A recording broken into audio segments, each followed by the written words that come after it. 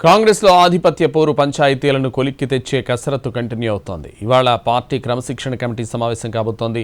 ఇందులో ఎలాంటి నిర్ణయాలు ఉంటాయి, పార్టీ లైన్ దాటిన వారిపై ఎలాంటి చర్యలుంటాయన్న చర్చ నడుస్తోంది.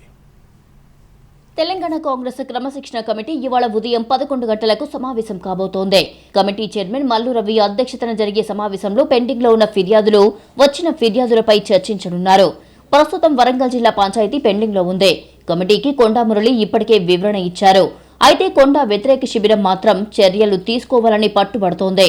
ఇప్పటికే 2 గ్రూపుల మధ్య వార్ పీక్స్ కి చేరింది. తాకట్లో ఉన్న మీ బంగారాన్ని నమ్మి కష్టాల్ని కాంపౌండ్ వాల్ దాటించే one and only solution prime gold hub మాత్రమే. కాంటాక్ట్ 8499938881. దీనిపై కమిటీ ఏం చెయ్యబోతుంది అనేది చూడాలి. జడ్చర్ల ఎమ్మెల్యే అనిరుద్ రెడ్డి కాంగ్రెస్ లో టీడీపీ కోవట్టులు ఉన్నారని చేసిన కామెంట్స్ కి ఇప్పటికే వివరణ ఇచ్చారు. దీంతో ఇష్యూ సెటిల్ అయినట్టే. తాజాగా కోమటిరెడ్డి రాజగోపాల్ రెడ్డి వరుసగా సీఎం రేవంత్ కి వ్యతిరేకంగా మాట్లాడుతున్నారు.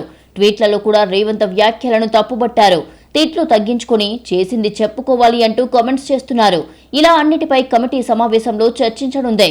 ఇప్పటికే కోమటిరెడ్డి రాజగోపాల్ వ్యవహారం క్రమశిక్షణ కమిటీ చూసుకుంటుందని స్పష్టం చేయడంతో ఏం జరగబోతుంది అన్నది ఆసక్తిగా మారింది.